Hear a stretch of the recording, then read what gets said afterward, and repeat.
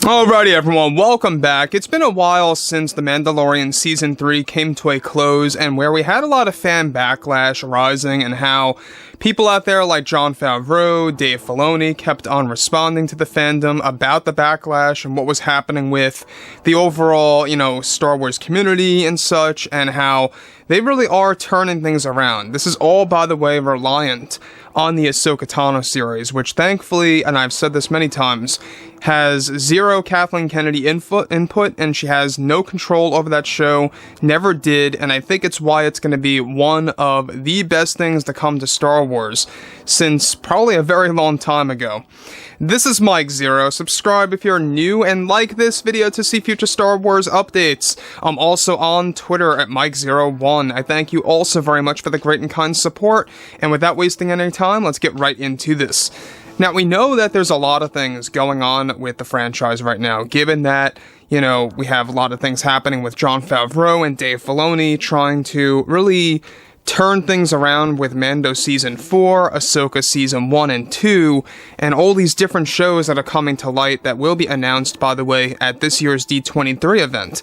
But that brings us to George Lucas and what's going on with that whole dynamic by Disney executives and Bob Iger, the CEO. There's been a lot of things happening, and we're going to be going over every single thing about what is actually brewing over at Lucasfilm and Disney. Now, specifically, of course, with many new Star Wars TV shows and movies in development by Disney and Lucasfilm, the executives are creating big changes to the franchise. One of the big plans by Bob Iger is by allowing George Lucas to come in to Lucasfilm by 2024 in a big way by taking over the company and the Lucasfilm story group. But it doesn't end there. As far as their plan goes for George to course correct the company, the other layer to this plan is that George is going to be given a specific privilege, or privileges at the company, and will be gaining the authority to rearrange the roadmap to his liking. This includes making plans concrete on how and when certain projects will be released before and after others, and exactly how they will be marketed.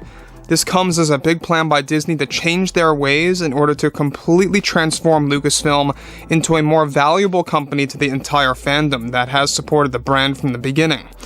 Now, in addition to this, also, the plan is to have Lucasfilm have, of course, privileges, or Lucas have privileges, over the casting choices of many up-and-coming Star Wars movies that are already in the pipeline. Now, let me just say one thing about this, is that there are a handful of movies that are already in the pipeline. We've got the new Jedi Order film that's going to feature Rey. I know a lot of fans have been very unhappy about that. We also have Dawn of the Jedi. I think that's probably like the most interesting one of all, the most original one. It's going to be about the birth of the Force, the first Jedi, and the overall beginnings of everything related to just, the Jedi Order. So it's going to be very interesting, to say the least.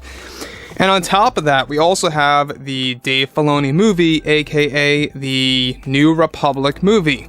And what's great about that film is that it's basically going to be a Mandoverse film that's going to be the opening of a gateway to a trilogy. That's basically the plan for Dave Filoni's film, to eventually make it into a trilogy and treat it as a new sequel trilogy, so to speak, because it is all post-Return of the Jedi content.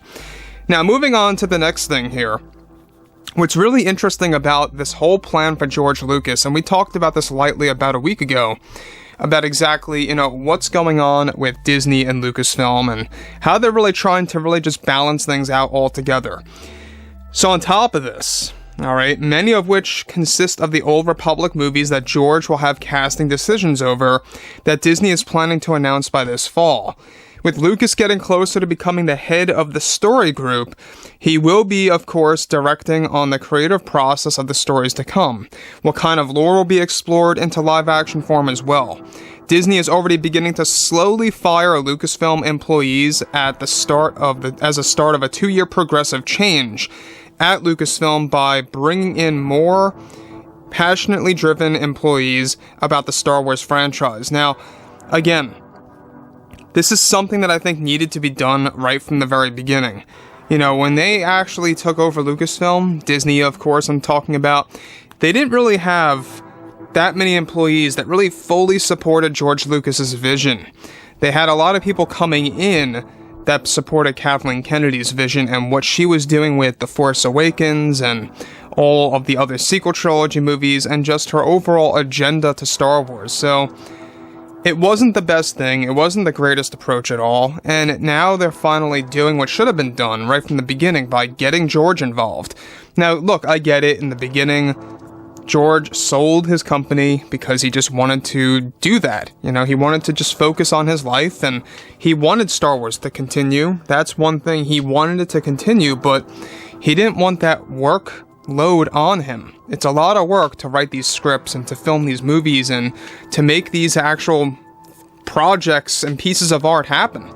You know, it takes a lot of your time and it takes a lot of your energy. So George didn't really want to deal with that, but he also wanted Star Wars to continue in a big way, no less. And he figured, you know, what bigger way than would it be to selling it over to Disney?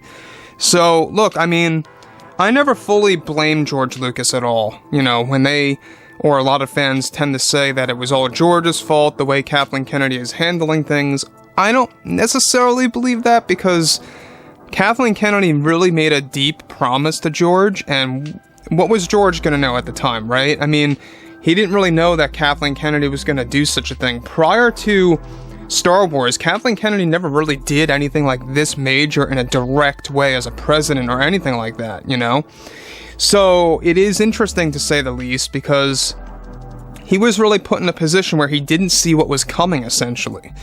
He was promised, and he was promised, this is a fact, that a lot of his treatments of the sequels were going to be used in the sequel trilogy films, and they were never actually told.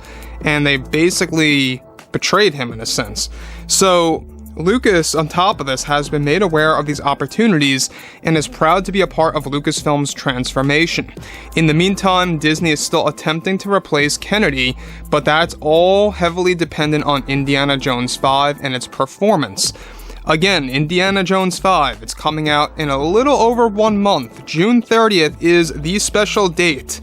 The very beginning of what this movie is going to look like on the big screen, how it's going to perform at the box office. I think it's going to be quite a nail-biting experience to see what's going to happen with this movie. And not just because of the movie, because it does determine if Kathleen Kennedy will stay at Lucasfilm or not. And look, sometimes, you know, I get it. It might get a little bit old after a while. But you know what? At the end of the day, this is a person that really just does not care about fans, the fandom, the overall Star Wars community, the philosophy of the franchise. She wants nothing to do with that. And she made that vividly clear with the acolytes, Leslie Headland, who she specifically instructed to do these things with the Acolyte series. You guys know what I'm talking about, what Leslie Headland talked about the other day about the Acolyte. It's not looking good, and we've been talking about how this series is a disaster. And we've been talking about that for about 1.5 years now, and Leslie Headland said some pretty not so reassuring things, let's just say that, about that actual show. So overall, guys, drop a comment below. Fill me in below in the comments what you all have to say about this, and if you guys did enjoy the content for today, make sure to drop a thumbs up on this video to support the channel, and I will catch you guys next time.